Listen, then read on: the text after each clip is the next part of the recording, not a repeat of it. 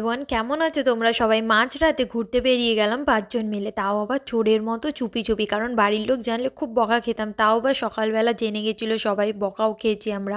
এখন নেহাদিরা বাড়ি চলে যাচ্ছে। আসলে আমাদের বাড়িতে আমার বড় মাসি শাশুড়িরা এসেছিল এক রাত থেকে, পরের দিন দাদা বৌদিরা বাড়ি চলে যাচ্ছে। এটা আমার বড় মাসি শাশুড়িরা আমায় গিফট করেছে, আমার তো খুবই পছন্দ হয়েছে। আর পরের দিন সকালে ডিসাইড হলো পাড়ার সবাই মিলে একসাথে খাবো। এই পিকনিকের মতনই, কিন্তু পিকনিকের মতো অত আয়োজন ছিল না, হঠাৎই প্ল্যান হয় তো খুবই অল্প স্বল্প আয়োজন। সবাই মিলে অনেক আনন্দ হচ্ছিল, সবাই মিলে কাজ বাজ। আমি খুব একটা আসতে পারছিলাম না কারণ আমার ঘরের কাজও ছিল। এই ঠান্ডায় কারা কারা পিকনিক করলে কমেন্ট করে জানিও। পুচকুটা আমায় দেখে পালাচ্ছে, ও না এখন ক্যামেরার সামনে আসতেই চায় না। আর আজকের মেনুটা অসাধারণ। এখানে দাদা ভাত রান্না করছে, বোন কাজ করছে আর এক বোন ফোন টিপছে। আরই মধ্যে মিশো থেকে আমার একটা পার্সেল চলে এসেছে। এটা আমি অর্ডার করেছিলাম 3 পিসের একটা সেট, পরে দেখাচ্ছি।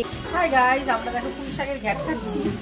আর আজকের এই সব রান্নাগুলো আমি করেছি একার হাতে। বাবা ওইছে মিথ্যা কথা। চলো এটাকে ওপেন করা। দাম অনুযায়ী খুবই ভালো লাগছে। এবার সবাইকে জিজ্ঞাসা করি কালারটা যদি আমার গায়ে ভালো লাগে তবেই রাখবো, না এটা রিটার্ন যাবে। আমাদের পুচকুটা এখন ঝাঁটা নিয়ে খেলা করছে, ও সারাদিন এখন ঝাঁটা নিয়েই থাকে। চিনি শেষ হয়ে গেছিল তাই চিনি নিতে আসলাম। এটা হচ্ছে আমার বড় মাসি শাশুড়ি, যার কথা এতক্ষণ ধরে বলছিলাম। চলো এবার ওরা খেতে বসে গেছে, ওদের কাছ থেকে রিভিউটা নেব যে রান্না বান্না কেমন হয়েছে। পুচকুটা জানলা থেকে বসে বসে সবার খাওয়া দেখছে। তোমাদের তো বলাই হলো না, আজকের মেনু হচ্ছে ডাবল ডিমের তরকারি আর পুঁই শাকের ঘ্যাট। এই যে এত কষ্ট করে আমি রান্না বান্না করলাম, কেমন হয়েছে? একদম বাজে। বলো বলো কেমন হয়েছে? এখনো তো ডিমের তরকারিটা দিইনি, এত ভালো রান্না করেছি আমি। বলছি একটু কেমন হয়েছে?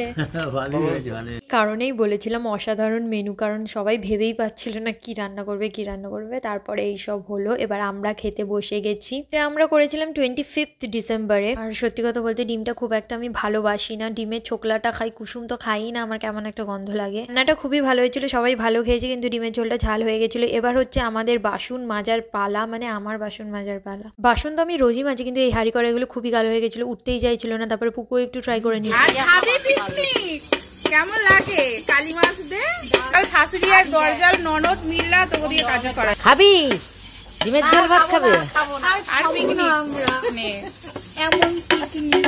খাওয়া দাওয়া করে একটু রেস্ট নিয়ে বড় মার মেশো বাড়ি চলে যাচ্ছে। ওরা ছিল, বাড়িটা খুব ভরা ভরা লাগছিল, খুবই আনন্দ পেয়েছি। যাওয়ার পর থেকে খুবই খালি লাগছিল বাড়িটা, মানে কেমনই যেন একটা লাগছিল আমার। আমি মিলে যাচ্ছি এখন লজের কাছে, মানে টোটো বা অটোতে ওদের তুলে দিয়ে তারপর আমরা বাড়ি যাব। সবার থেকে অনেক ভালোবাসা পাই আর পেয়েছিও। সন্ধ্যেবেলা মা আর আমি বাজারে গেছিলাম, তারপর ওর সাথে চলে গেলাম একটু স্মার্ট পয়েন্টে। আমার সানস্ক্রিন নেওয়া ছিল, ফেস ওয়াশ নেওয়ার ছিল, ফেস ওয়াশটা পেয়েছি, সানস্ক্রিনটা পাইনি। 300 টাকার ওপরে বিল করলে ওখানে এই জুসটা ফ্রি দিচ্ছিল। ফ্রি বলতে 9 টাকা দিয়ে কিনতে হচ্ছিল, তাও ভালোই জুসটা খেয়ে ভিডিওটা এন্ড করছি। বাই।